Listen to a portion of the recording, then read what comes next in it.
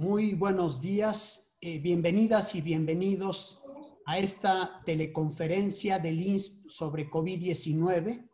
Esta teleconferencia, que es la número 10 de nuestra serie sobre COVID, será dedicada a la Semana Mundial de la Lactancia Materna que estamos celebrando. Y el tema será lactancia materna por un planeta sustentable. El lema de la Semana Mundial de Lactancia Materna este año es apoyar la lactancia materna por un planeta sustentable. La relación entre la lactancia y el cuidado del planeta cobra gran importancia en el marco de la pandemia COVID-19. Recordemos que dicha pandemia es fruto de la manera como la especie humana se ha relacionado con los ecosistemas, en particular de su intromisión en nichos de especies salvajes y su tráfico, distribución y uso de estas, lo cual condiciona la dispersión de enfermedades como la causada por SARS-CoV-2 desde los animales hacia los humanos. Por tanto, el cuidado del planeta es una tarea fundamental para la prevención de futuras pandemias.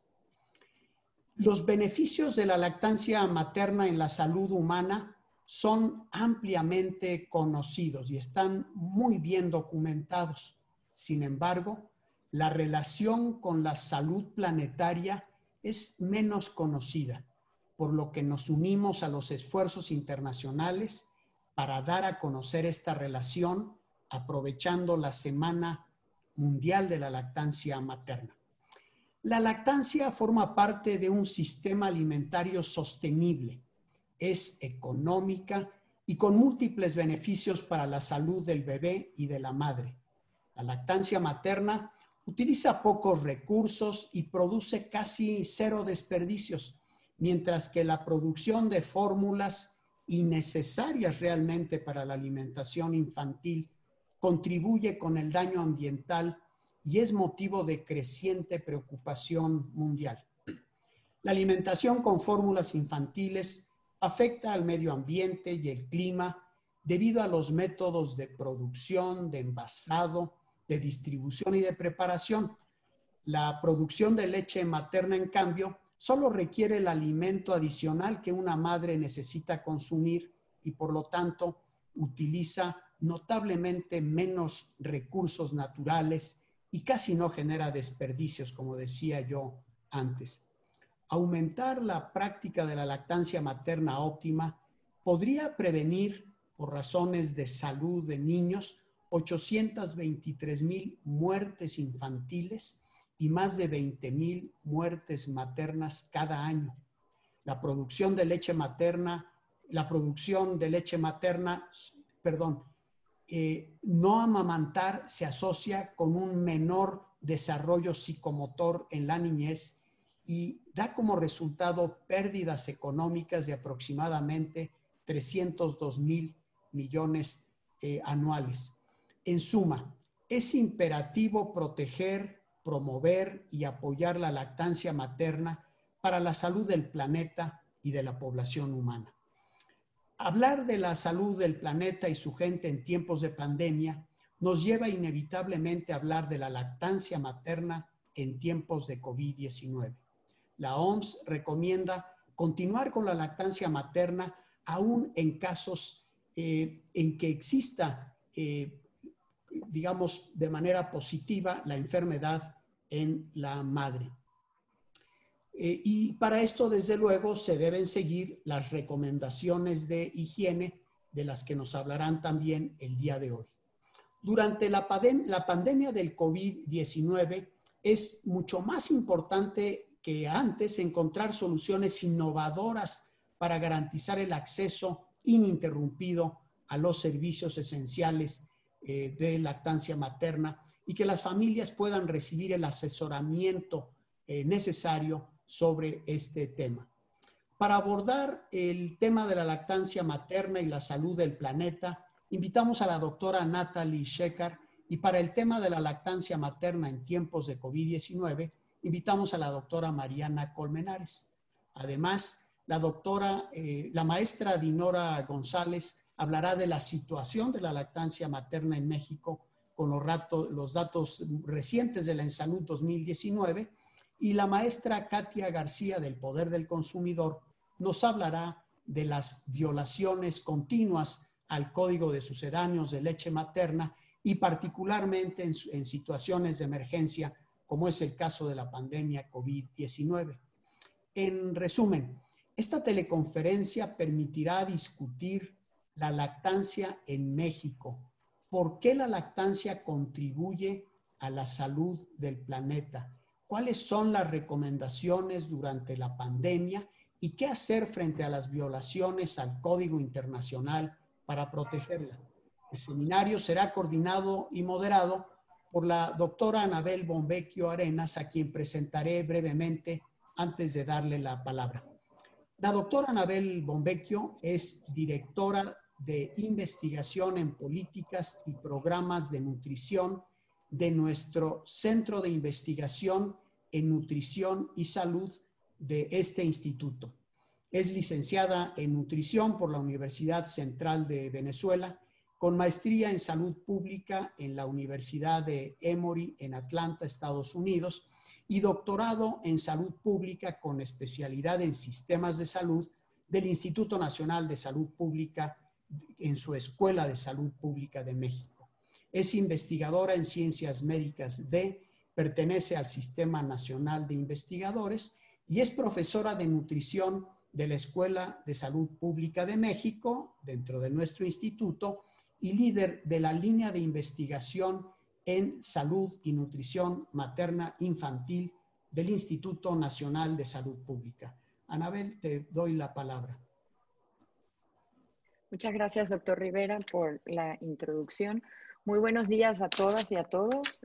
Les damos la más cordial bienvenida a la celebración de esta Semana Mundial de la Lactancia Materna. Estamos realmente complacidas de de haber podido conformar este programa para celebrar esta semana con el lema de apoyar la lactancia materna para la salud del planeta, ¿no? Entonces, para no quitar mucho tiempo de la presentación de nuestros ponentes, voy brevemente a darles algunas breves indicaciones y posteriormente presentaré a nuestra primera ponente, ¿no? En primer lugar, vamos a tener traducción simultánea para la presentación de la doctora Natalie Schenker, y para todos aquellos que están conectados desde Zoom, podrán ver en el panel abajo un mundito y allí ustedes pueden seleccionar que dice, bueno, yo lo tengo ahorita en español, creo que dice intérprete, pueden seleccionar perfectamente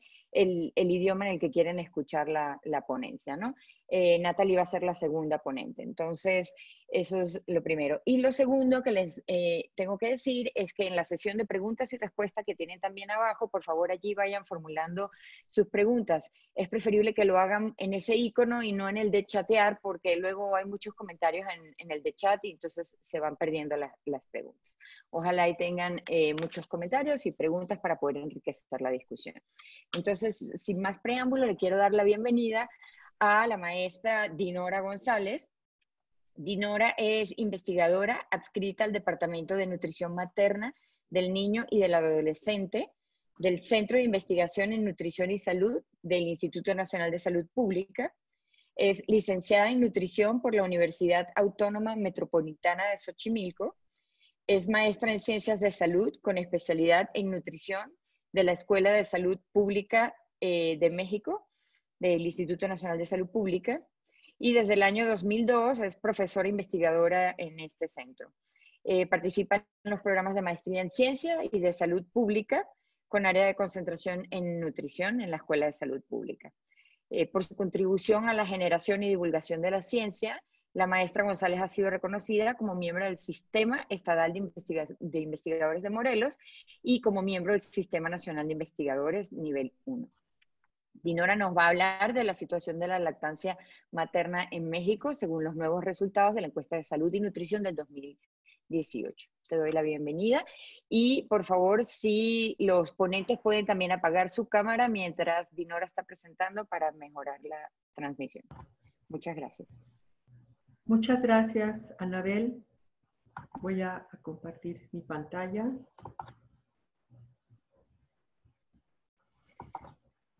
Agradezco mucho la invitación. Me da mucho gusto que este tema esté el día de hoy en este seminario. Bien, pues me gustaría comenzar hablando sobre nuestro sitio en cuanto a la lactancia materna exclusiva en la región. Y vemos que lamentablemente, aunque en 2018 ya estamos casi en el 30%, estamos por debajo de varios de los países en Latinoamérica. Incluso hay países como Perú que duplican o van más allá de las prevalencias comparados con México. Voy a presentarles entonces resultados de la Encuesta Nacional de Salud y Nutrición 2018, que también abarcó 2019, aún no se publica, pero ya está en prensa este documento, y brevemente explicaré la metodología.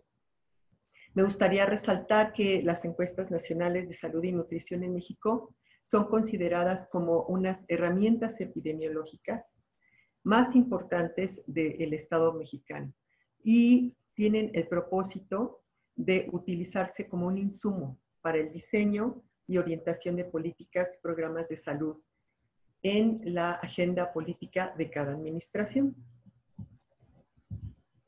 Bien, les voy a presentar algunos resultados comparando con 1999, 2006 y 2012. Estos resultados van a ser comparables únicamente con 2012.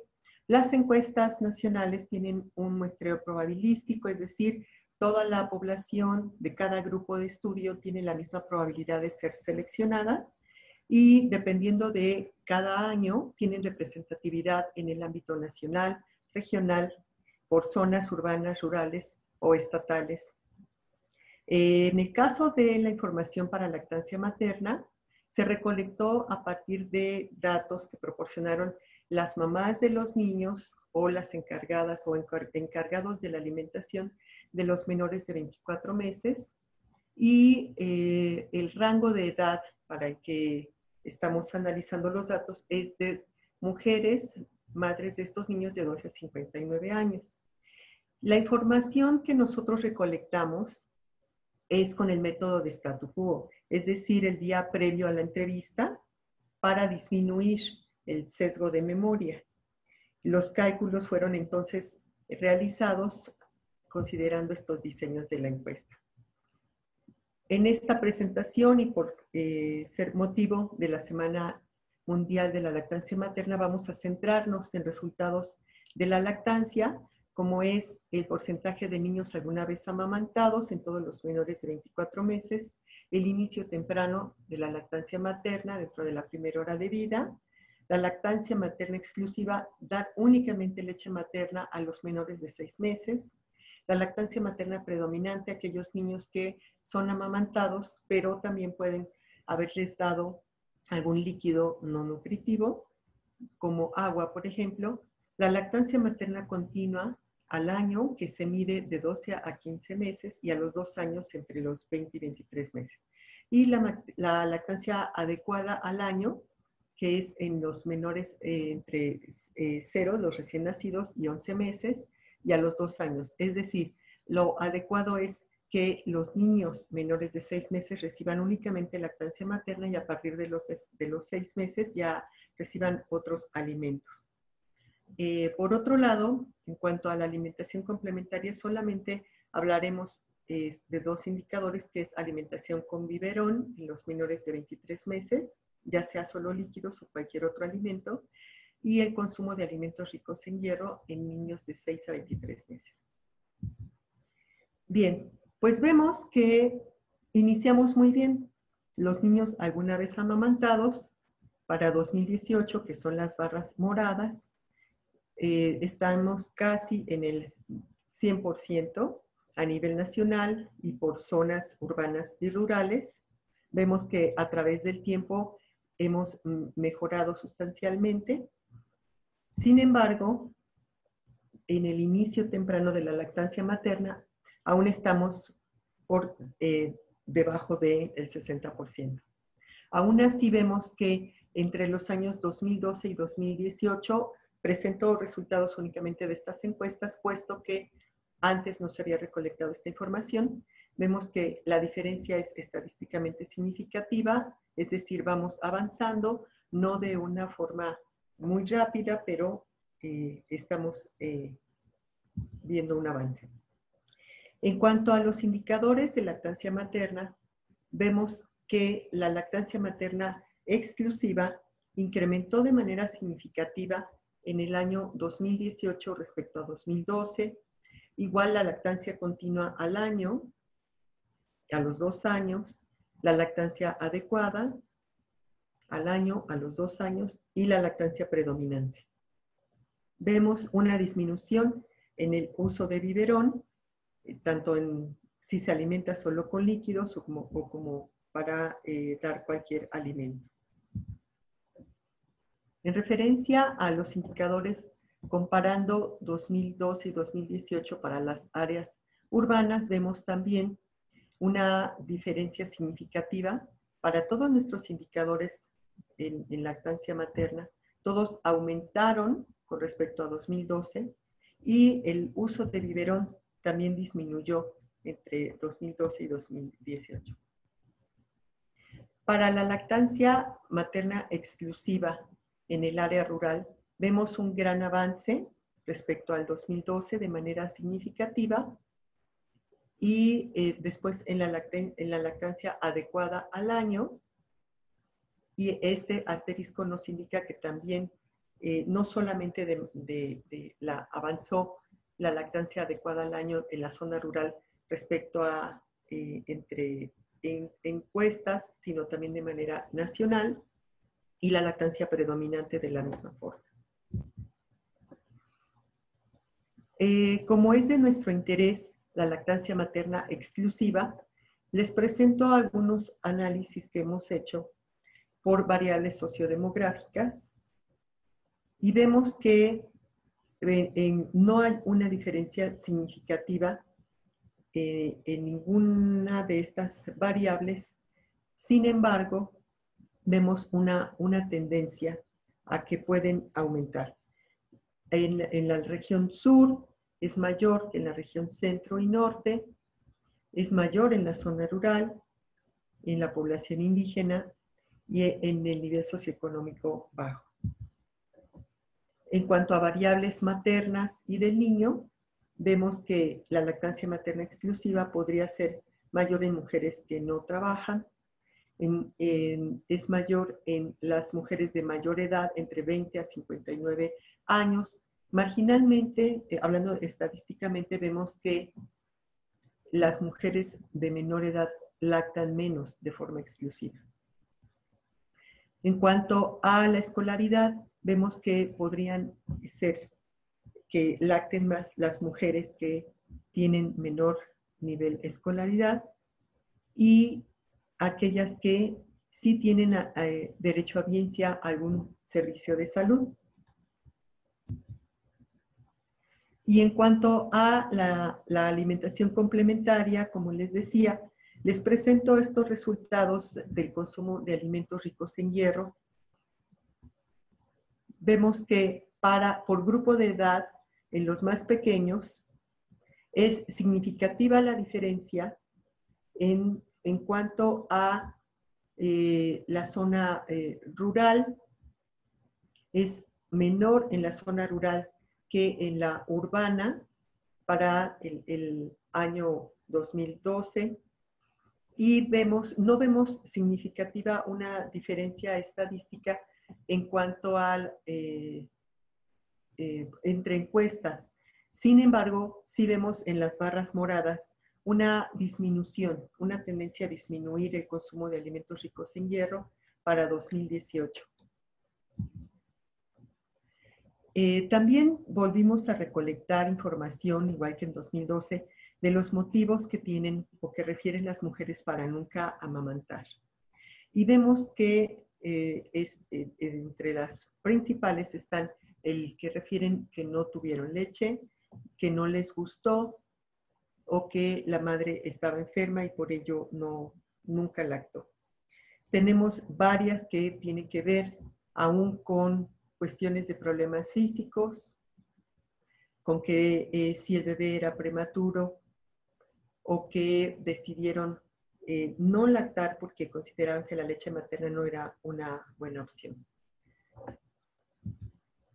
¿A qué podrían entonces deberse estos cambios? Necesitamos hacer mayores análisis. Sabemos que a partir de una encuesta medida transversalmente, es decir, como una fotografía que se tomó en el tiempo, no podemos hablar de causalidad, no podemos saber las causas. Sin embargo, sí tenemos diversas acciones que se han hecho a partir de los resultados que se presentaron en 2012, como es bien sabido, no se puede deber solo a una causa.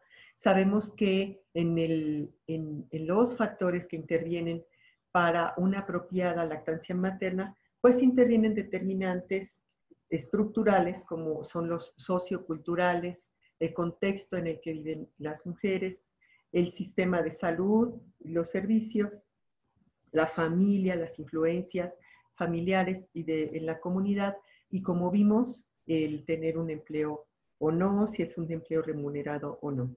Y a nivel individual, pues son todas los atributos que pueden estar referidos a la mamá o al niño, como refirieron algunas mujeres que decidieron no lactar por sentirse enfermas o porque el bebé era prematuro. Y todo esto nos va a determinar el tipo de lactancia, si lactaron o no. Sin embargo, la evidencia nos dice que los niños que son alimentados al seno materno tempranamente, es decir, en la primera hora de vida, tienen una alta probabilidad de ser amamantados de manera exclusiva y continuar con la lactancia más allá de los 6 meses, como es recomendado. Entonces, para ello necesitamos el diseño de intervenciones a todo nivel y en todo contexto. Otro de los aspectos que pudo haber influenciado es que se empezó a nivel de investigación a promover esta preocupación del descenso de la lactancia, sobre todo de la lactancia materna exclusiva. Se empezaron a hacer estudios económicos y me estoy refiriendo principalmente a estudios realizados aquí en el Instituto Nacional de Salud Pública, estudios en relación a la economía, qué tanto podría verse beneficiada la población por una buena práctica de lactancia materna, cuánto le costaría a México, cuánto le costaría en cuanto al desarrollo de enfermedades crónicas a la mamá. También se han publicado resultados de estudios que se han hecho a gran escala, en los que se ha promovido mensajes clave para la lactancia materna, y también se han hecho estudios en los que se evidencia la violación al Código Internacional de Sucedáneos de la leche materna, es decir, quiénes están, dónde se está promoviendo, quiénes están haciendo publicidad que no deberían del consumo de fórmula infantil en vez de del consumo de leche materna. En esta preocupación se forma un grupo de expertos y se lanza la postura de la Academia Nacional de Medicina para una recomendación hacia la Política Nacional de Promoción de Lactancia Materna. También en esta preocupación se unen diferentes sectores públicos, privados, nacionales y extranjeros para medir cómo está la práctica de la lactancia materna en México, como se ha hecho en otros países a través del índice amigo de la lactancia materna. Se hace difusión y se hacen publicaciones para dar orientación a una mejor lactancia materna. Y por supuesto que la sociedad civil tiene un gran interés, empiezan a demostrar un gran interés. Varias asociaciones civiles también empiezan a promover, apoyar la lactancia materna. Y finalmente, pues la política desde el nivel estatal como federal comienzan a decretar políticas o leyes en atención integral para el desarrollo de niñas y niñas en la primera infancia. La Secretaría del Trabajo y Previsión Social, en su Semana Nacional de Seguridad Social, ya inserta el tema de la lactancia materna en los centros de trabajo, lo expone como un deber, digamos, para los centros de trabajo. En la administración de 2013 a 2018 se genera la Estrategia Nacional de Lactancia Materna y en sus acciones relevantes está revertir la caída de los índices de lactancia materna e incrementar el número de recién nacidos alimentados con leche materna y continuar hasta los 2 años de edad. Y en esta administración tenemos el Sistema Nacional de Protección Integral de Niñas, Niños y Adolescentes y de manera muy importante, sobre todo ahora con la pandemia que estamos viviendo, sus acciones principales, dentro de las primeras está el fomento y promoción de la lactancia materna exclusiva en los primeros 6 meses de vida y complementaria hasta los 2 años. Y está también la NOM para el fomento, protección y apoyo a la lactancia materna, en el que se puede basar todo el sistema de salud, la clínica, la consulta privada. Sin embargo, aún está en proyecto, aún no ha sido aprobado y estamos todos en espera de que esto suceda. En ella, por ejemplo, hay un consentimiento en el que la mujer y el médico firman en el que la mujer está diciendo que el médico le ha informado de los beneficios de la lactancia materna y que es preferible alimentar a su bebé con leche materna a la fórmula o los sucedáneos. En conclusión, entonces vemos que existen mejoras en las prácticas de lactancia materna, aunque tenemos aún algunas cifras bajas. La prevalencia del consumo de alimentos ricos en hierro tiende a disminuir y esto es muy importante porque la anemia en México aumentó sobre todo en los preescolares entre 2012 y 2018 y se requiere entonces realizar investigación que integre acciones de diversos sectores para que nosotros podamos explicar, saber a qué se deben los cambios en las acciones o comportamientos de la población hacia la lactancia materna y se requiere la contribución de todos los sectores de la sociedad para mejorar las prácticas de alimentación infantil. Y quisiera mencionar bonita reflexión de Boba Kist, desde 1981, un gran promotor de la lactancia materna, que en todas las especies de mamíferos el ciclo reproductivo incluye tanto el embarazo como la lactancia materna. En ausencia de la última, ninguna de estas especies, incluyendo al hombre, podría haber sobrevivido. Muchas gracias. Muchas gracias, Dinora, por tu presentación, por estas buenas noticias. En realidad avanzamos en prácticamente todos los indicadores. Seguimos teniendo cifras, como lo presentaste, por debajo de las recomendaciones mundiales y además, pues, dentro de la región, uno de los peores desempeños en este tema. Entonces, no hay que, digamos, disminuir los esfuerzos que se han venido haciendo para continuar avanzando en esto. Les voy a pedir, por favor, a los ponentes que se acoten al tiempo porque en realidad estamos con tiempo muy contado para poder tener una sesión de preguntas y respuestas que siempre es muy enriquecedora. En este sentido, le damos la palabra entonces a nuestra segunda presentadora, que es la doctora Natalie Schenker, del Imperial College de Londres. La doctora Schenker es cofundadora y directora del Human Milk Foundation y de Heart's Milk Bank. y es investigadora del programa de investigación e innovación de futuros líderes del Reino Unido. La doctora Natalie se formó en medicina en la Universidad de Oxford y trabajó inicialmente como cirujana pediátrica antes de iniciar su carrera en la investigación. Y después de haber colaborado en el banco de leche del hospital durante su doctorado en factores de riesgo epigenético para el cáncer de mama, en el Imperial College cofundó la Human Milk Foundation. Actualmente, como investigadora del Imperial College, está centrándose en la ciencia de la leche humana y el papel de la lactancia materna en la salud materna y del planeta. Ha publicado diversos artículos científicos, recientemente varios en relación a COVID, pero particularmente uno del que nos va a estar hablando hoy, que se llama El apoyo de la lactancia materna, un imperativo ambiental, publicado en el British Medical Journal. La doctora Schenker nos hablará del cambio climático, un imperativo creciente para la inversión en el apoyo a la lactancia materna. Bienvenida, Natalie. Thank you, and I hope you can all hear me.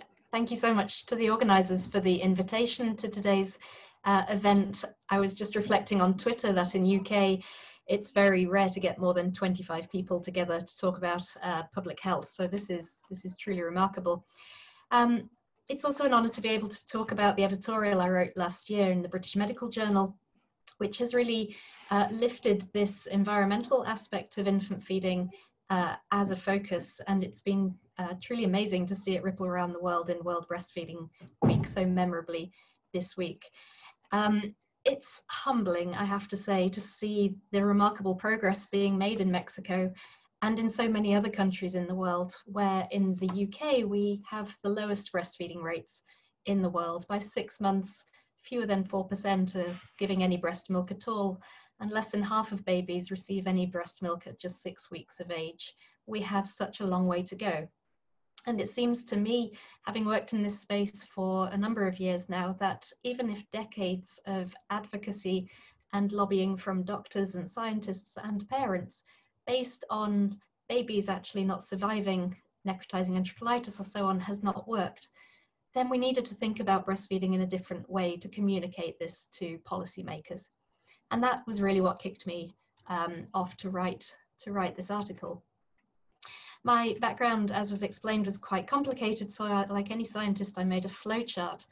But it really all changed when I met Gillian Weaver, an international consultant now in human milk banking.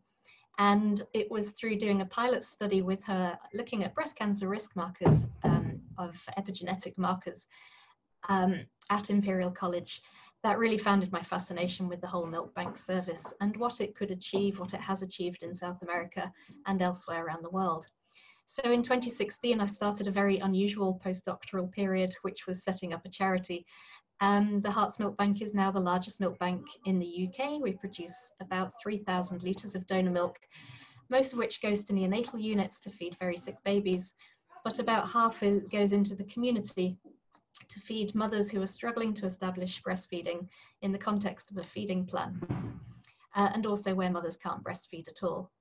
And in 2019, I was able to win a large fellowship to continue my research into all of the public health aspects of human milk banking.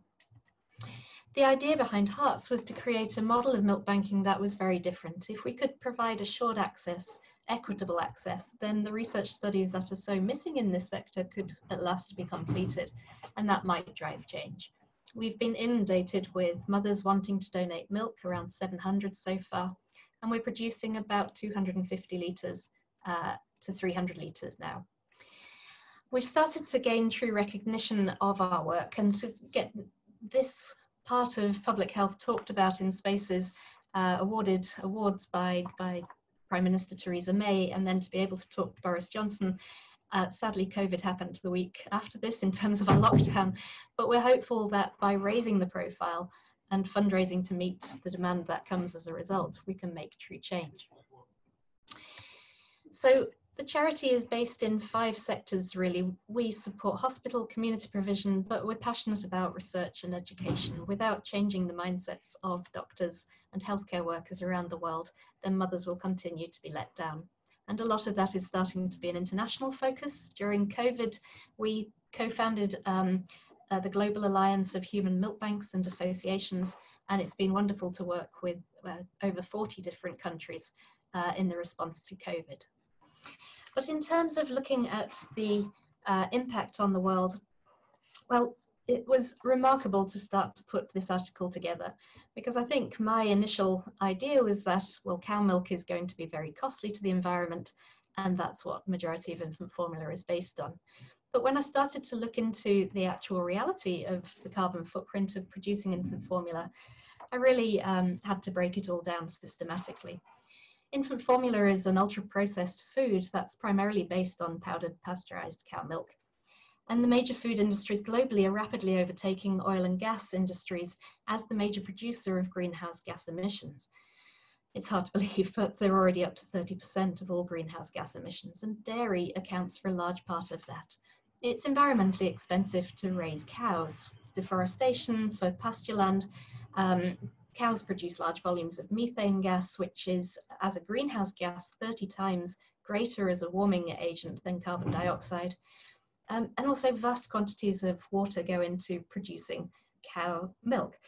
It's estimated that from hosing down milking yards, growing feed, cow drinking water, that for each litre of milk produced, around 940 litres of water, fresh water, are needed. And given that only 200 grams of milk powder are produced from each litre of cow milk after pasteurisation and sterilisation, the production of a single kilogram of milk powder can cost nearly 5,000 litres of fresh water, and not all of that will re-enter the water cycle. So what happens when you get to the factory? Well, infant formula as it stands as cow milk is nutritionally inadequate, and it needs lots of things adding to it to make it adequate for a newborn baby to have. That includes vitamins and minerals, all of which have an environmental footprint to produce. But I focused on oils in the article because to replicate any idea of fatty acid content, formula companies introduce supplemental fatty oils. So that can be palm oil, it can be coconut oil, fungal oils, fish oils, none of which are at all biochemically similar to human milk triglycerides, but they're all in infant formula, and they have an environmental impact at all. And the expulsion, albeit a temporary expulsion, of one of the major infant formula producers from the Palm Oil Sustainability Council last year highlights the discomfort around the behaviour of some of these companies. But the published data leaves out some of the critical pieces of the jigsaw.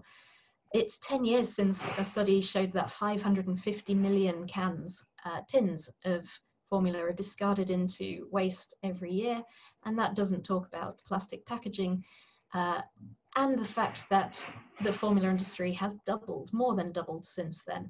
So we could be having more than 1 billion tins each year put into landfill.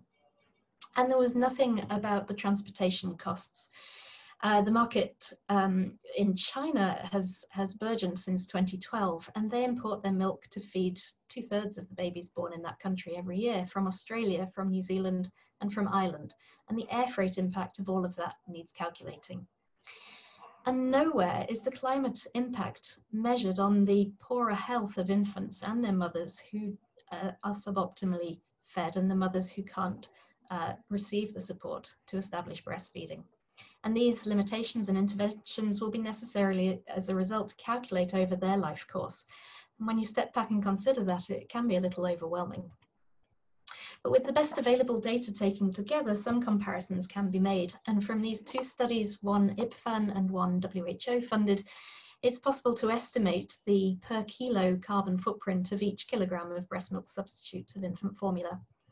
And given that 21 kilograms of formula on average are needed to feed babies until they're 6 months of age, compared to an increase over that time of just a minimal amount of greenhouse gas for the extra calories that mothers need to consume to lactate, this leads to a net reduction of up to 126 kilograms of carbon dioxide equivalents per baby for every breastfed baby over 6 months.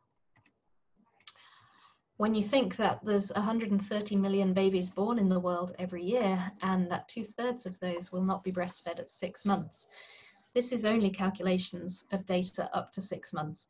when you think that the WHO recommendations are for 2 years and beyond, and that more than half of greenhouse emissions from infant formula production come from the production of unnecessary and potentially harmful follow-on formulas for the feeding of babies over 1 year, then it really does become more than overwhelming. So the article was backed up by a very strong editorial. Oh dear, this is terrible. In the UK, we don't even have computers that work. Can you hear me now? Yes. Okay, I'll just crack on then and do it without slides from my phone. So what I was saying is that the article really took off and was seen within the first week 1.4 million times on the BMJ website. And then the negativity started to happen. And what I learned as a public health scientist is that it is critically important to always get the point of the article into the title, because the point of this article was tucked away in the last paragraph as being essential to change society, to change the culture of support that women are in, to ensure that they can be supported to breastfeed. It was absolutely not to place the blame on individual women. But when I looked into who was accusing me of doing that, there were very specific lobbies. It was the dairy lobby. It was an organisation called Fed is Best, who has a vested interest in promoting infant formula. And it was from individual, and it's difficult to say, but individual men who were telling me how women feel after giving birth. I've given birth twice and I know exactly how I feel. I also know how the thousands of women who we've surveyed as part of research studies feel. And so it was quite difficult to take that criticism. But then I noticed who was responding positively to this. And it was organisations like WABA, the World Alliance for Breastfeeding Action. It was organisations like the Grantham Institute, the Climate Change Research Department at Imperial College, and their sister centre, the Centre for Environmental Policy. And it's a real shame my slides are frozen, because what I wanted to do was to show a remarkable study that was done by 6 master's students. Because all the time that I was doing this study, I was thinking, well, we're setting up a very large milk bank service, which obviously has an environmental footprint. Could it be that even though we know we're saving breastfeeding journeys, the environmental footprint of doing that is too great? And actually, we're helping to destroy the environment as things go on. So what these students did was a life cycle analysis of every step of the way in human milk banking, and they came up with a figure. It's an estimate, and they're coming back to do further work to look at the carbon footprint of producing a single litre of donor milk. And the estimate they came up with was 9.36 kilograms of carbon dioxide equivalent per litre. Now, compared to kilograms of formula, that's still quite high, partly because we're such a small sector, but also because we 70% of that energy emission came from the transportation costs, which can be modified by a hub and spoke model to make that more efficient, or you might even see drones flying around in the future to be able to bring milk in and out of the milk bank. There's all sorts of options, but now we know what we're working towards, we know what we can offset. And as part of that, through the work of the Human Milk Foundation, later this year we'll be planting the first milkwood, which is a project that aims to offset the emissions produced by the milk bank. Now we can calculate it every year. Now, I talked about the fact that we support mothers to breastfeed as part of the feeding plan. On average, each of those mothers, because they're generally caught late in the process, require about 3 litres of donor milk before they manage to establish a full supply. But even if you take that 27 kilograms of carbon dioxide equivalents from 3 litres of donor milk, 27 or 28 litres, then it still becomes more environmentally effective to have a milk bank service supporting breastfeeding than it does to have a baby formula fed for 6 months. And it's on that point that I will leave you and hope to answer any questions in the Q&A when I can persuade my computer to show you the images. Perdón, estaba tratando de compartir yo la presentación, pero ya no lo logramos. Desafortunadamente nos falló allí la tecnología. Muchas gracias, Natalie. Ojalá que por allí me preguntaban si podíamos compartir la presentación. Con mucho gusto lo haremos después del seminario a quienes estén interesados. Y pues estaremos listos para, para la sesión de preguntas y respuestas por si tuvieran alguna duda, algún comentario que haya quedado de la presentación de Natalie. Ahora le vamos a dar la palabra a nuestra tercera ponente. Ok, entonces le damos la palabra a la doctora Mariana Colmenares. Mariana es médico pediatra y consultora certificada en lactancia por el International Board of Lactation Consultant Examiners, IBCLC. Es egresada de la Facultad de Medicina de la Universidad Nacional Autónoma de México, pediatra egresada del Instituto Nacional de Pediatría. Es socia fundadora de la Asociación de Consultores Certificados en Lactancia Materna, ACLAM. Actualmente es miembro de la mesa directiva y coordinadora regional para Latinoamérica de la Academy of Breastfeeding Medicine. Forma parte del comité de expertos del proyecto País Amigo de la Lactancia de la Universidad de Yale, del Instituto y la Universidad Iberoamericana. Es coordinadora y profesora del curso de Consejería de Lactancia Materna de ACLAM y COA Nutrición. Es profesora de la asignatura de la Facultad de Medicina de la UNAM, socia fundadora del proyecto de apoyo a la lactancia materna PALMA, consultoría especializada en colocación de lactarios y apoyo a las mujeres trabajadoras. Le damos entonces la palabra a Mariana, quien nos estará platicando sobre lactancia materna en tiempos de COVID. Muchas gracias. Hola, espero que se oiga bien. Pues yo estoy la verdad que súper orgullosa de que me hayan invitado a este foro. Muchísimas gracias a los organizadores. Y voy a platicarles un poquito acerca de este tema, porque ahora pues todo es COVID. Y bueno, no, la lactancia ha quedado un poco como relegada, ¿no? a un ladito en esta situación. Y me parece fundamental que sepamos un poquito cuáles son las recomendaciones actuales al respecto, ¿no? Entonces, pues vamos a comenzar. Siempre empiezo con alguna imagen de mis hijos. Este es mi hijo más chiquito. Siempre hacía caras muy chistosas y no nos queda ninguna duda, ¿verdad?, de los beneficios que tiene la lactancia materna. Realmente sabemos todos el impacto que tiene en la salud en general la lactancia, ¿no? En temas del COVID es muy importante porque cuando revisamos la literatura médica siempre revisamos como de 5 años a la fecha para considerarla como una información que sea verídica y actual o reciente. Y en este tema del COVID es que ha sido impresionante la vorágine de artículos que han salido, y entonces las revisiones más actuales tienen que ser casi de 24 horas en adelante, ¿no? Porque todos los días y todo el tiempo van cambiando lo que van diciendo, hasta parecería como esquizofrenizante, ¿no? A veces una cosa es sí, otra cosa es no. O sea, de verdad ha sido como muy complicado. Y platicaba ayer con una colega pediatra, así es la ciencia, ¿no? Justo esta es la ciencia. Lo que pasa es que lo estamos viviendo tan veloz que pues bueno, nos cuesta un poco de trabajo entenderlo. No tenemos todavía las respuestas a todo. ¿Por qué los niños no se enferman igual? ¿Por qué algunos niños sí se ponen más graves que otros? ¿Por qué los niños pueden llegar a manifestar signos raros? ¿Por qué los niños se consideran propagadores de la enfermedad, ¿no?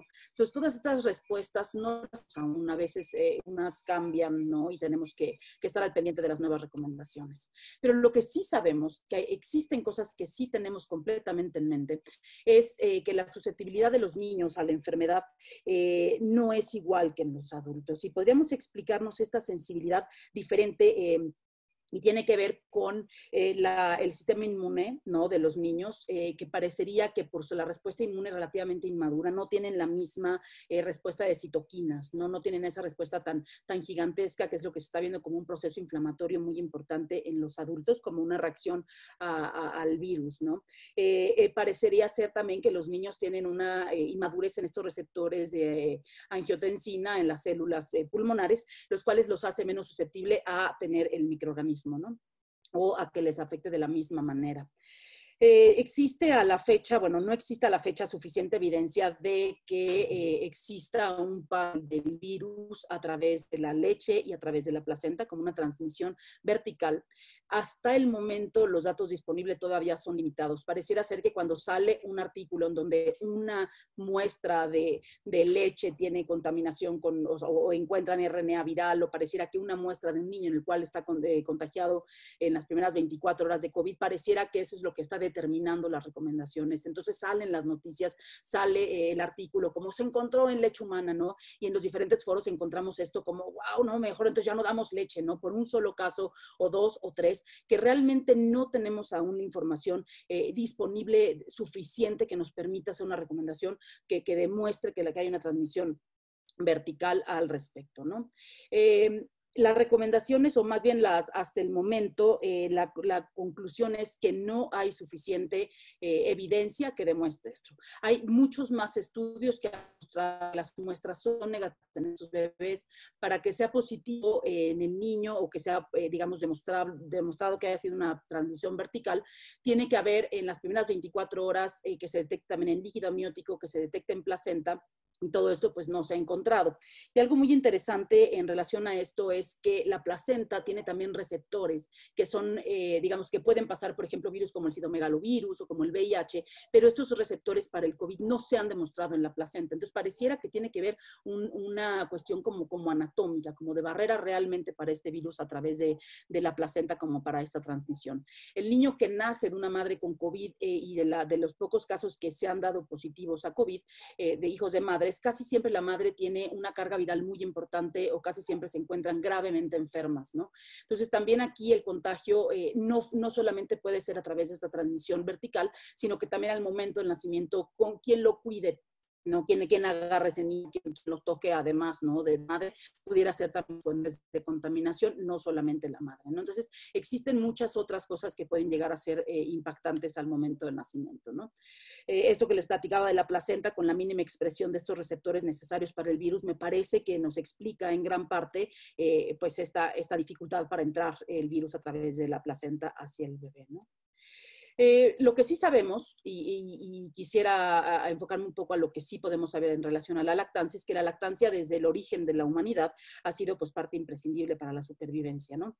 Sabemos el impacto que tiene la leche humana por su composición, y en esta imagen podemos ver realmente el contenido de la leche, que nos quedamos cortos, o sea, no cabría en toda una presentación toda la cantidad de componentes que todavía desconocemos en relación a la leche humana, ¿no? Entre ellos aminoácidos, grasas, factores antimicrobianos, enzimas, hormonas, factores de crecimiento, vitaminas, minerales, y algo muy importante que me encanta es que la leche además nutre, o sea, está hecha para proteger, pero pues resulta que también nutre, ¿no? Entonces, en ese punto es sumamente importante que enfoquemos nuestras decisiones, porque nunca va a ser comparable lo que nos puede ofrecer la leche humana en la vida de un bebé, ¿no?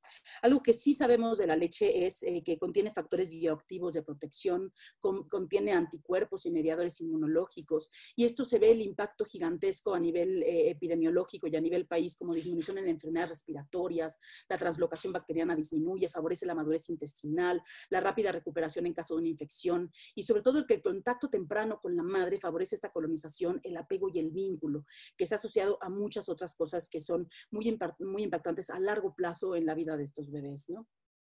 Y otra cosa súper importante de reconocer en relación al apego es que el efecto en el retraso de la lactancia impacta de una manera súper negativa, aumentando hasta 33% el mayor riesgo de morir cuando niños no son amamantados durante menos de 2 a 3 horas, contemplando este tiempo, ¿no? Porque el apego inmediato es un facilitador de esto, pero se ha encontrado que el inicio tardío de la lactancia realmente puede impactar en la mortalidad de los niños, ¿no? Y este aumento de la mortalidad, evidentemente en una situación como la que estamos viviendo actualmente de emergencia, pues es muy importante reconocerla y saber que esto no se ha quitado, ¿no? Esto sigue existiendo, esta evidencia sigue existiendo, ¿no? Y los bebés con inicio de lactancia 24 horas después de nacer tuvieron 2.19 veces mayor riesgo de morir.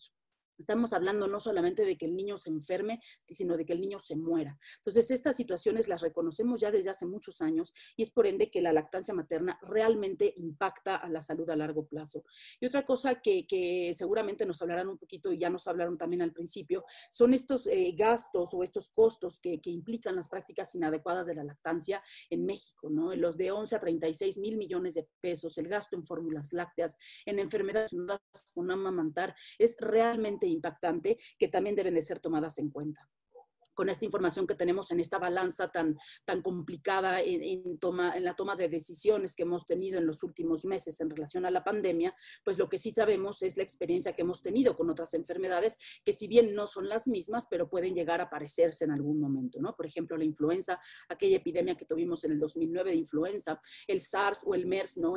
Como enfermedades pandémicas o epidémicas que han llegado a ponernos con temor, ¿no? A la toma de decisiones. En retrospectiva, la recomendación cuando las mamás tienen esta enfermedad ha sido continuar con la lactancia por estos beneficios mayores o que sobrepasan los riesgos de la misma enfermedad en los bebés. Incluso estas enfermedades, sobre todo la influenza, llega a ser muchísimo más grave en los recién nacidos y en los lactantes en general, en los niños, que el mismo COVID, que no llega a tener el impacto en cuestión como la enfermedad en este grupo etario, ¿no? Entonces, con lo que sí sabemos, con lo que todavía desconocemos, las recomendaciones actuales es apego inmediato y lactancia exclusiva.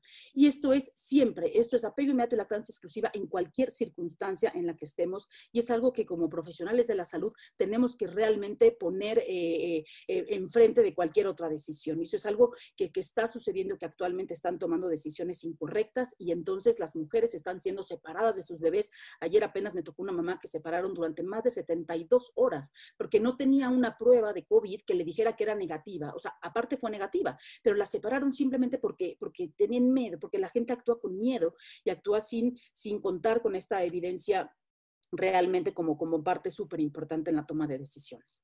Cuando una madre tiene, digamos, se puede tomar la decisión de separación, por ejemplo, una madre que está sumamente enferma, una madre que se siente muy mal para poderle ofrecer el pecho, para poder incluso cuidar a su bebé, es importantísimo para que logremos que se establezca la entrada a la producción de leche o que se mantenga la producción de leche.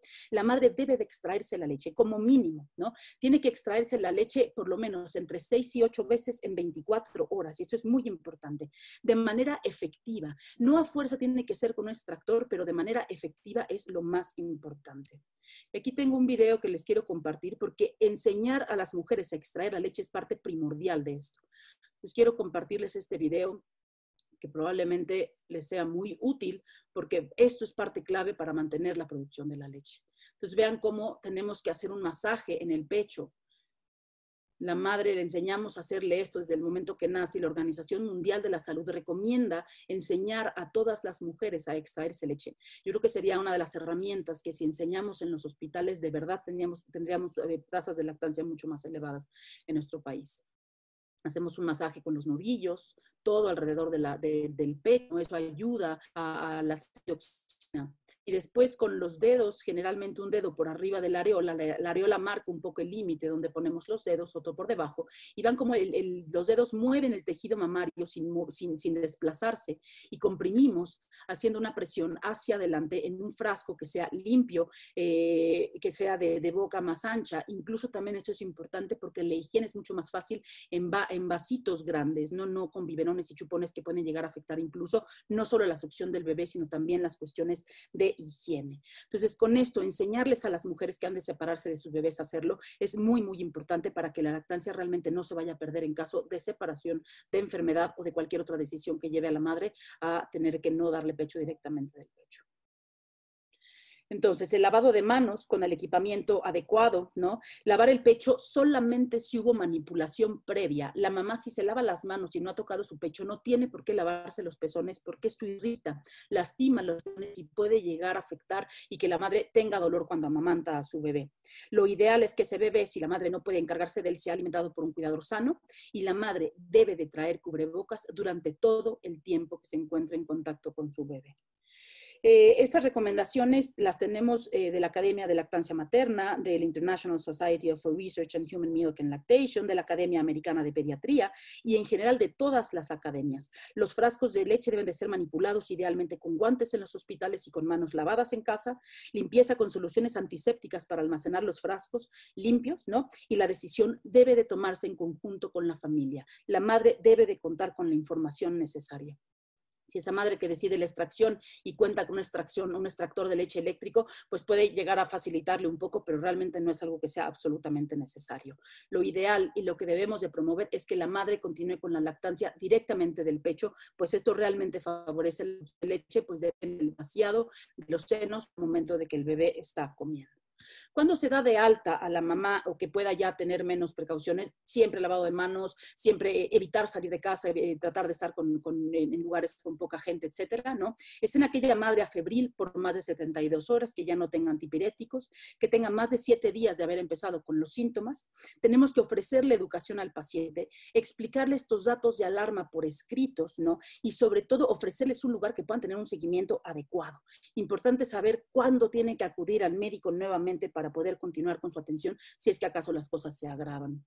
Pero ¿qué pasa con toda esta situación de emergencia? Se nos está olvidando muchas cosas. No todo es COVID y todas aquellas cosas que estaban existiendo antes siguen existiendo ahora, como el seguimiento al niño sano, los problemas que siguen teniendo los bebés para amamantar durante los primeros meses de vida, que si de por sí antes no tenían la consejería adecuada para continuar con la lactancia, no la han teniendo. Lo más fácil es agarrar un chupón y dárselos fácilmente en casa a cualquier otra persona sin realmente resolver estos problemas. Pero también tenemos otros problemas con la vacunación, tenemos el problema con el seguimiento al niño sano, el seguimiento al desarrollo, el seguimiento a todas estas cuestiones que siguen existiendo, que tenemos que darle también el valor necesario, sobre todo porque el impacto que va a tener a largo plazo quizá vaya a ser muchísimo mayor que lo que va a tener la misma enfermedad por COVID.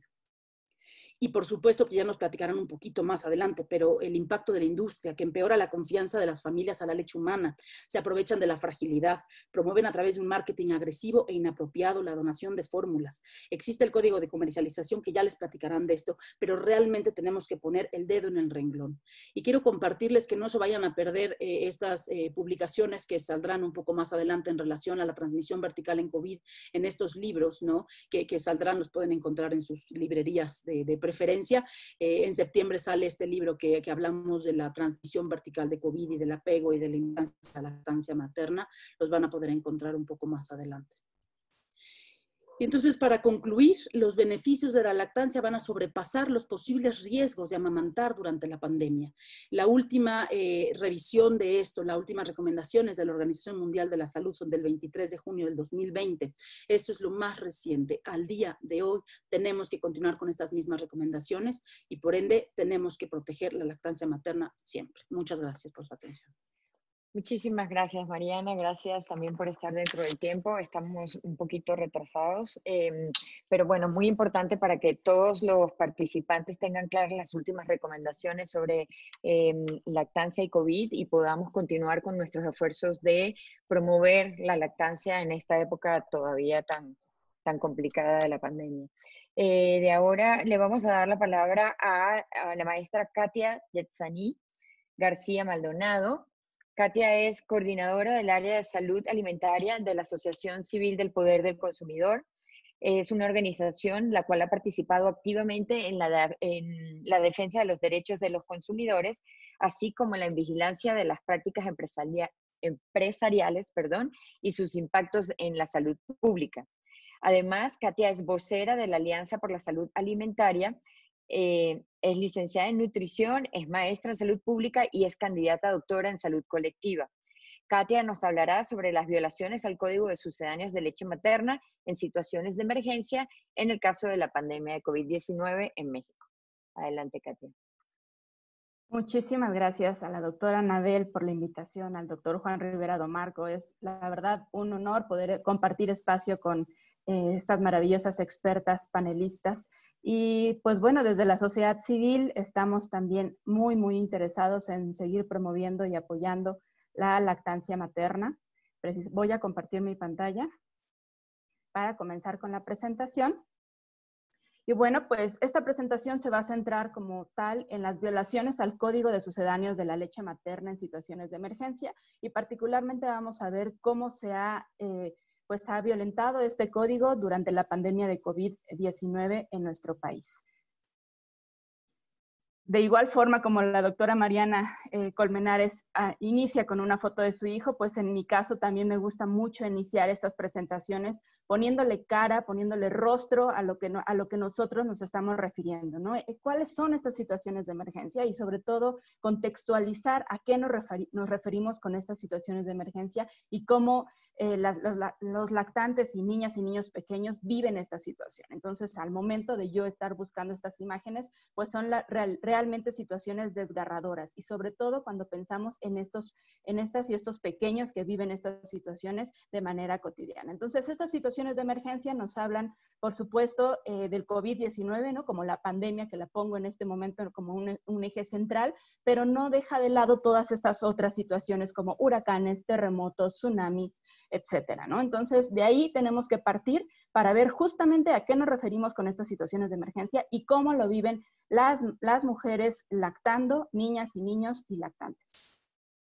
Y bueno, ¿cuál es esta relación de las situaciones de emergencia con la lactancia materna? Sobre todo porque, de manera general, la leche materna es el alimento ideal para niñas y niños, pero en situaciones de emergencia también es el alimento más seguro e higiénico.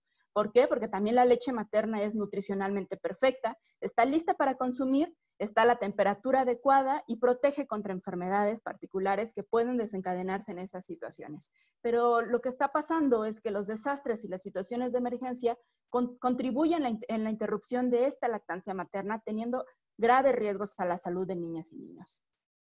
¿Cuáles son las desventajas del uso de sucedáneos en situaciones de emergencia? Pues principalmente es que en estas situaciones las madres tienden a dejar de dar pecho e iniciar alimentación con leche de fórmula, lo cual es un factor predisponente para que niñas y niños tengan mayor riesgo de morbimortalidad.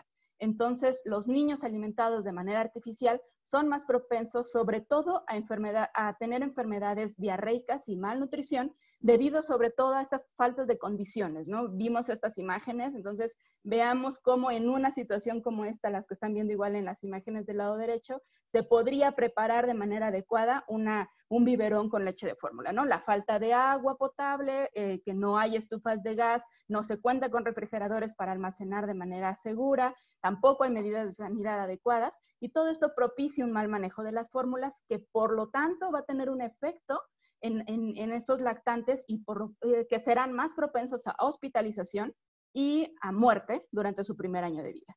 Entonces, en situaciones de emergencia, cualquier uso de sucedáneos de leche materna debe de estar basado en las necesidades y debe de ser evaluado por un equipo técnico capacitado que incluya el análisis de riesgo, ¿no? Esto es muy importante, ¿no? Sobre todo las recomendaciones que en situaciones de emergencia se continúe con la lactancia materna para evitar todas estas complicaciones en la morbimortalidad de los lactantes. Aquí les pongo algunos ejemplos que ya han sido documentados en la evidencia científica, y precisamente podemos ver cómo en el tsunami en Sri Lanka en el 2004, los niños alimentados con sustitutos de leche materna después del tsunami fueron 3 veces más susceptibles a tener diarrea en comparación con aquellos niños que fueron amamantados. Y en el caso del terremoto de Yogyakarta en el 2006, cerca de 1/4 de los infantes que recibieron fórmula a través de donaciones tuvieron diarrea. Entonces, aquí vemos claramente cómo ya se han evidenciado estos efectos negativos en la salud de niñas y niños, y bueno, cómo esto puede desencadenar todavía efectos mayores, ¿no? Al tener diarrea, pues se pone en riesgo a estos niños y pueden terminar en hospitalización, incluso en algunas situaciones también en la muerte.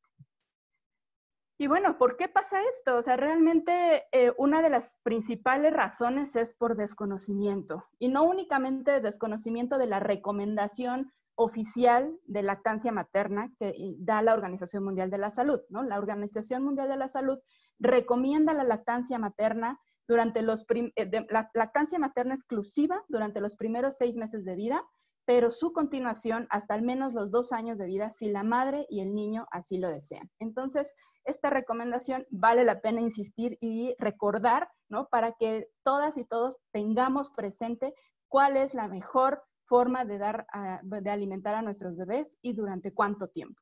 Y otra de las cosas que se queda de lado, ¿no? Es pues también el desconocimiento de este Código Internacional de Comercialización de Sucedáneos de Leche Materna, ¿no? La población en general prácticamente no tiene conocimiento que existe un código que ya desde 1980, me parece 81, está únicamente especializado para regular, ¿no? O para instar a los gobiernos a que no exista publicidad ni ninguna otra forma de promoción de los sucedáneos de la leche materna. Y con sucedáneos de leche materna no es únicamente a las fórmulas lácteas, sino también incluye cualquier otro producto lácteo, incluidos los preparados complementarios, las leches de crecimiento, los biberones y las tetinas. Entonces, este código lo que está tratando de hacer es que no se comercialice y que no se ofrezcan, o sea, que todas estas industrias de sucedáneos de leche materna no faciliten ni directa ni indirectamente a las mujeres embarazadas muestras de sus productos. Todo esto con el fin de proteger la lactancia materna. De manera muy particular, también es importante detenerse en estos puntos clave del Código Internacional de Comercialización de Sucedáneos, sobre todo porque pues nos están acompañando en este seminario profesionales de la salud y pues una de nuestras labores es justo defender la lactancia materna e informar a las mujeres y a la población en general que existe este código que nos habla de un conjunto de recomendaciones dirigidas a regular la comercialización de los sucedáneos de la leche, los biberones y las tetinas. Su objetivo es frenar la comercialización agresiva e indebida de los sustitutos de la leche materna y establece explícitamente que no se debe hacer publicidad ni otras formas de promoción al público en general. Los sucedáneos de la leche materna deben de estar disponibles, sí, pero únicamente cuando se necesiten de manera justificada y no deben promoverse. Esto es algo muy importante. Las industrias no deben de promover estos sucedáneos de leche materna bajo ninguna situación. Y en situaciones de emergencia, el código es especialmente importante para controlar la donación y distribución de estos productos, que como vemos es una de las prácticas más comunes a las que ha recurrido la industria de sucedáneos de leche materna. Entonces, ahora vamos a ver unos ejemplos de cómo ha habido violaciones a este código. Y aquí particularmente estamos viendo el caso de México en el terremoto del 2017, donde incluso la propia Cruz Roja estaba pidiendo para sus donaciones o para recolectar alimentos para bebés y biberones, ¿no? Entonces, no es únicamente pues las industrias, sino también ha habido casos donde por desconocimiento se piden este tipo de donaciones particulares sin tener en cuenta que existe este código y que tienen el consumo de este tipo de sucedáneos, pues pone en riesgo la salud de los lactantes. Y este es el caso más reciente, ¿no? Lo que también ya mucho fue difundido en medios de comunicación. Recientemente, en la pandemia de COVID, ¿no?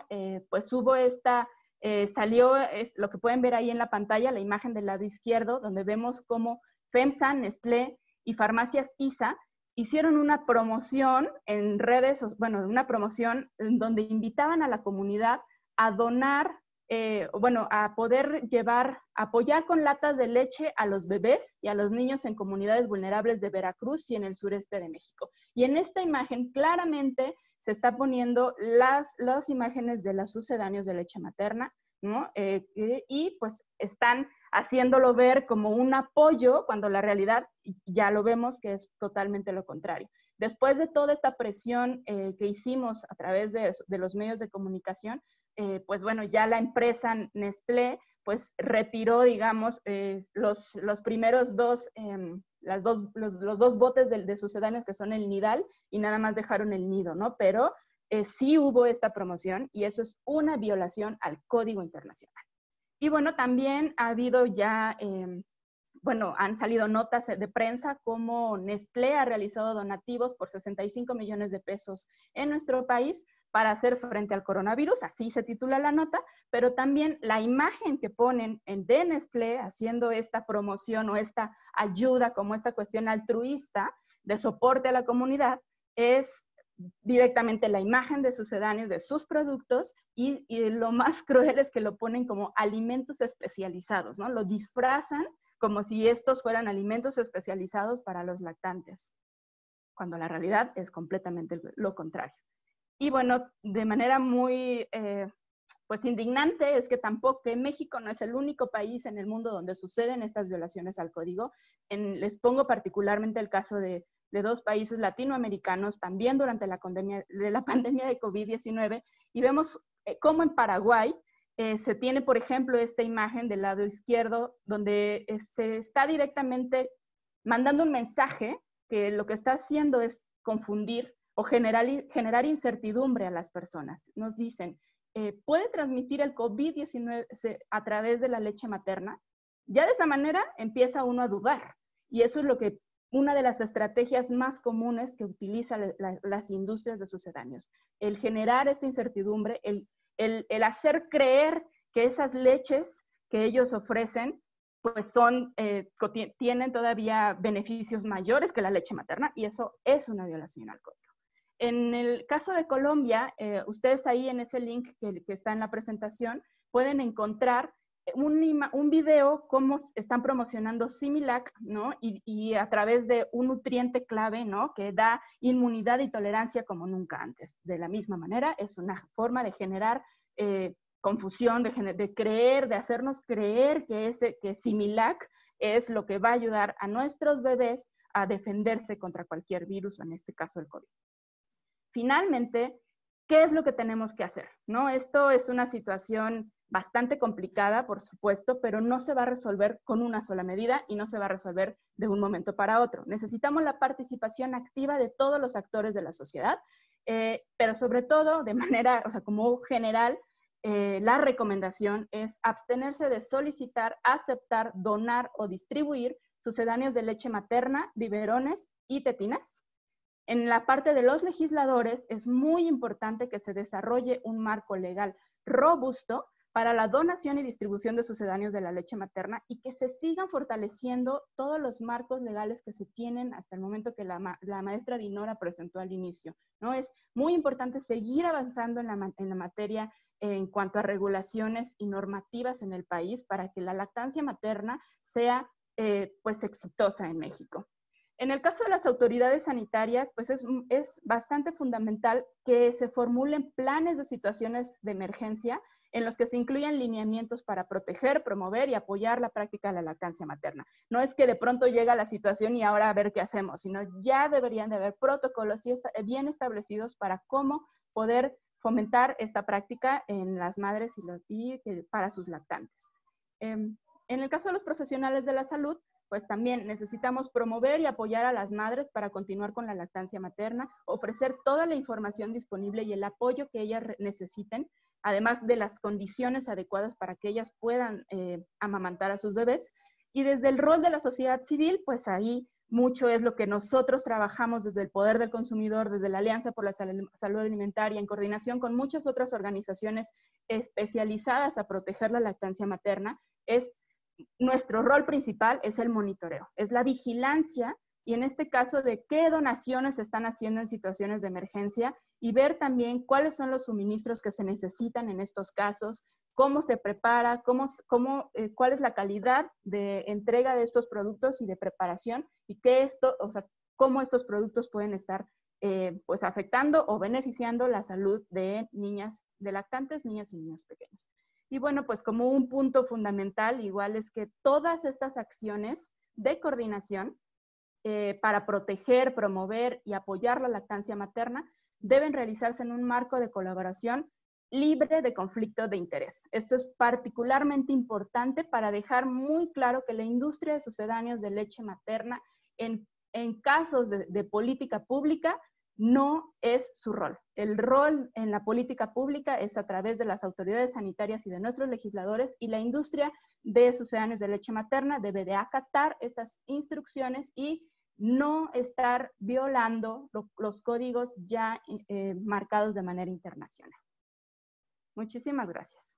Muchas gracias, Katia, y muchas gracias a todas por habernos enriquecido esta mañana con estas excelentes ponencias que nos permitieron pues ver todo un panorama desde la situación en el país, la relación de la lactancia con el medio ambiente, cómo justamente se viola el Código Internacional de Sucedáneos de Leche Materna y bueno, un tema tan importante ahorita como la lactancia en tiempos de COVID. Tenemos varias preguntas, poco tiempo, pero voy a ir entonces filtrando algunas básicamente por ponentes. Creo que quizá arrancamos, no tanto en el orden de presentación, pero hay varias preguntas pensaría yo, para Mariana. La principal y que ha salido ya también en varios foros es una preocupación en general de los medicamentos que generalmente se dan ante COVID-19 y si esto puede afectar la composición de la leche materna. Bueno, pues la composición no se afecta por los medicamentos, para nada, un medicamento la modifica en general.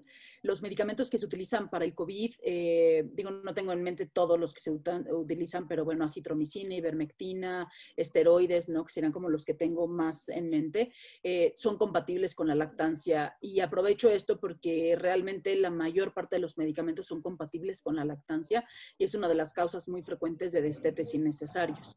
Hay un par de páginas donde pueden acceder para poder encontrar la información. Una es española, que es e-lactancia.org, y la otra es americana, es de la Academia Americana de Pediatría y se llama LactMed, que ambas tienen pues basadas en evidencia, tienen ahí los artículos, las fuentes de información, y viene pues una es como más sencilla, ¿no? Y pueden encontrar estos medicamentos. Entonces es muy importante que las madres reciban el tratamiento que requieren de COVID o de cualquier otra enfermedad que tengan. Siempre poner la lactancia, a ver si requiere el medicamento realmente la mamá o no. Pasa muy poco a la leche, que generalmente no tiene efectos adversos en el bebé, o efectos importantes que sobrepasan los riesgos de dar el medicamento a la madre, ¿no? Entonces, pueden continuarlo. Perfecto, muchas gracias. Para Natalie, nos hablaste sobre las organizaciones que se opusieron a tu artículo sobre el efecto de la fórmula en el ambiente. Y bueno, realmente, ¿cómo se podría enfrentar a quienes hacen lobby en favor de la fórmula? Porque es una situación que también se presenta aquí en México, un poco aprender de las lecciones de cómo manejaron esa situación.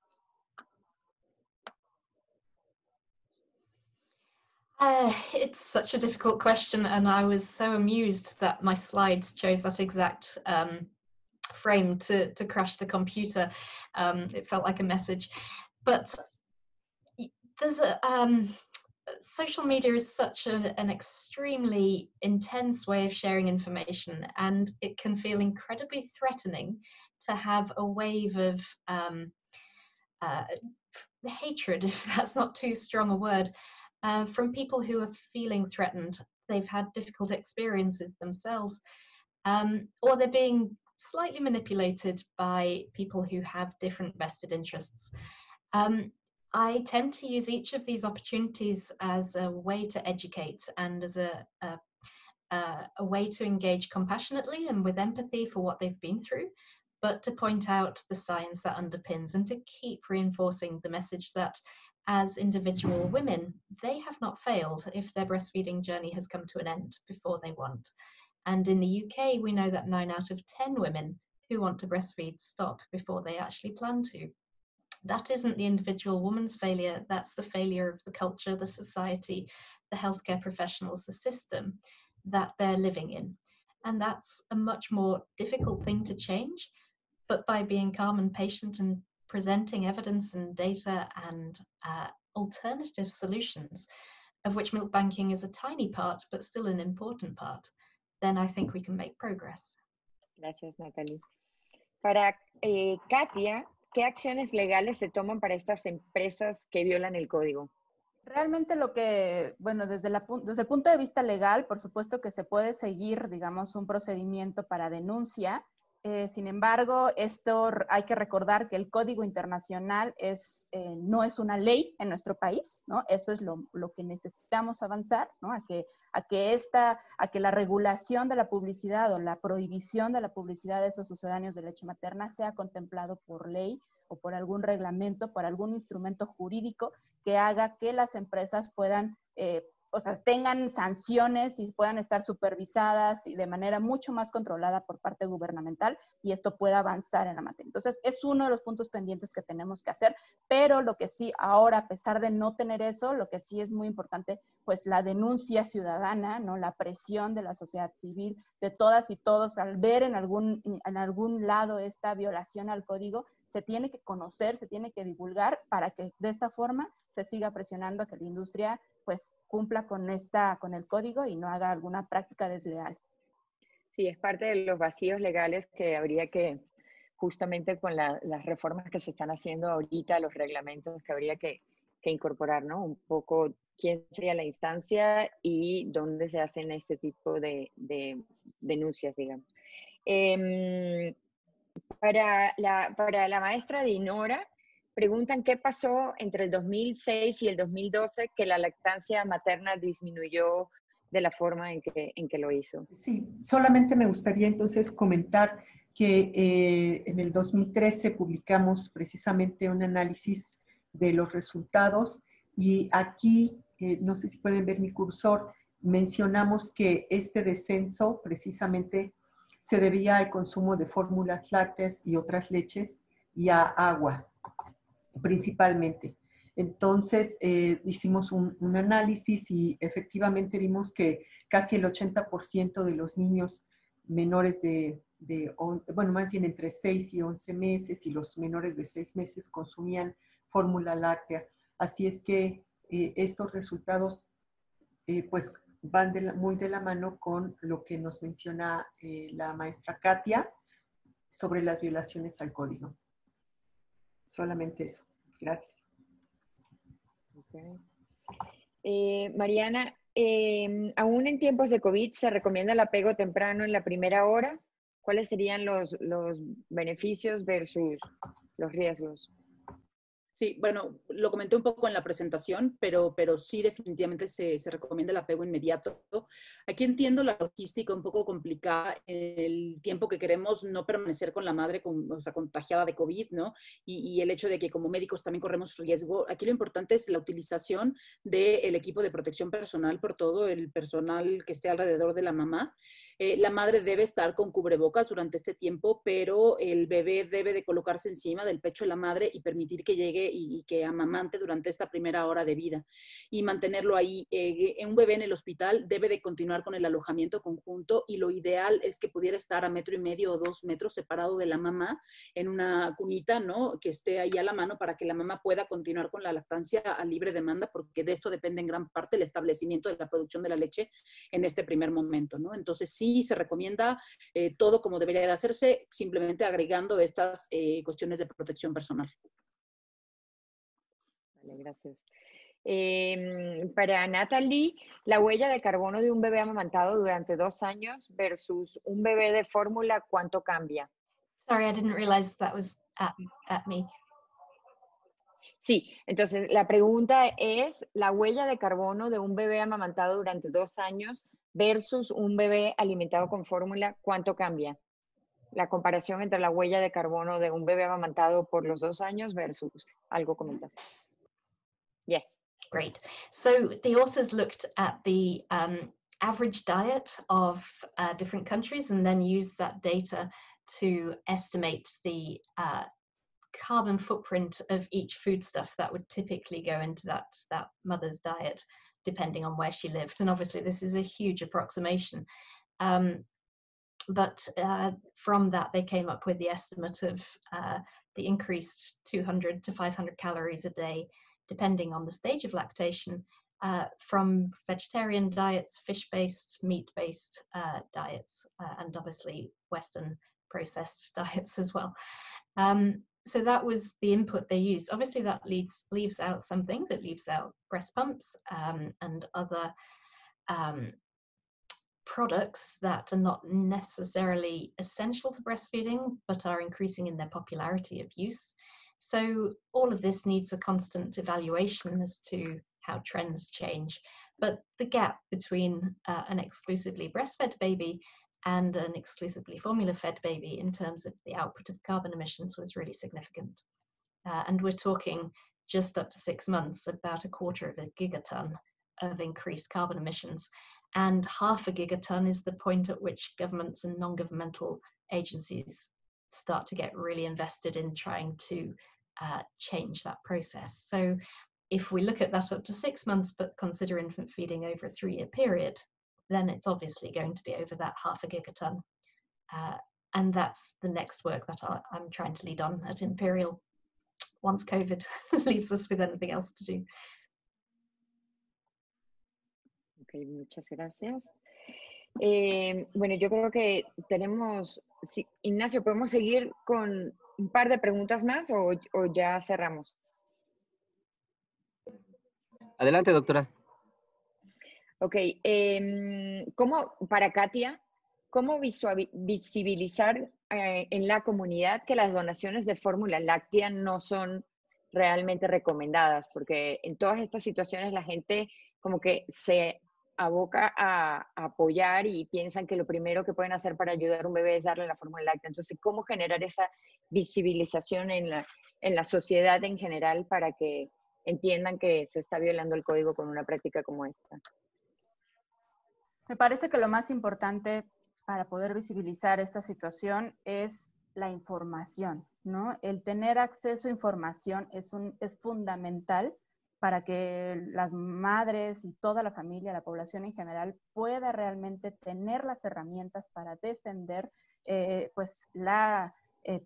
en este caso las donaciones, que se eviten las donaciones, pero en general en la lactancia materna, o sea, para que se continúe con la lactancia materna, es indispensable que la información llegue a estas personas. Ahí, para que la información llegue, también todos tenemos un papel clave y pues también mucho cae en el área de las autoridades sanitarias y de los profesionales de la salud, ¿no? Que son los que tienen un contacto mucho más cercano con todas las mujeres embarazadas, para que ellas desde antes de que nazca su bebé tengan ya las herramientas para poder amamantar a sus bebés. Y en el caso de las donaciones, pues también hay mucho la sociedad civil, estamos pues a través de esta difusión de información, ¿no? en todos los medios posibles, y la participación de los medios de comunicación igual es fundamental, ¿no? Entonces, este enlace entre la sociedad civil y los medios de comunicación para que las personas puedan leer en los periódicos, leer en redes sociales, etcétera, cuál es la situación en cuanto a las donaciones y por qué los sucedáneos tienen estos riesgos en la mortalidad de los bebés. Vale, gracias. Gracias, Katia. Y una última pregunta que puede ser para todas, para Natalie, Mariana, bueno, quien quiera. Hay varias preguntas relacionadas en qué se puede hacer en realidad como individuo para promover la lactancia, algunas específicas para promover lactancia y protección del ambiente. Y también preguntaban quién debería ser la instancia pertinente para promover todo lo relacionado con protección de la lactancia y protección del medio ambiente. Entonces, Natalie, si quieres, adelante con la de ambiente y luego en general quien quiera platicar como el apoyo como individuos. Mariana. Yes, thank you. I think it's a really key question because it's very easy to feel quite powerless around the issue. There are such enormous players in terms of industry funding, lobbying potential. In the UK, it's extraordinarily difficult to have access to ministerial level members of parliament in terms of talking to them about this public health sector. There's almost a blindness about wanting to talk about it. And yet we know that infant formula companies are getting up to 20 meetings each year with ministers. There has to come a point where individuals can present the anger and the devastation that's caused by, for example, babies dying from NEC, a largely preventable condition, when formula is used. And in the UK, I can feel that changing over the last 5 years. There's a lot more acceptance that there is more to this than a woman's right to choose. And it's essential that women have the right to choose formula. I would never want to take any right to choose for anything away from women, but it's not an informed choice if all of the information isn't known. So on an individual level, I think it comes to using whatever skills, talents, networks people have to look around and see what change they can make. And that might be training as a peer supporter or a breastfeeding counsellor or a lactation consultant, or just helping the mum next door who's had a new baby and looking after her. We're not very good at that in the UK. There's a great expectation to get your life back, to get your figure back. And babies haven't really got that message and need a very different approach from our whole society. But I would say you are light years ahead of us in Mexico from what I've heard this afternoon to where we are in the UK. So it's been really wonderful to listen.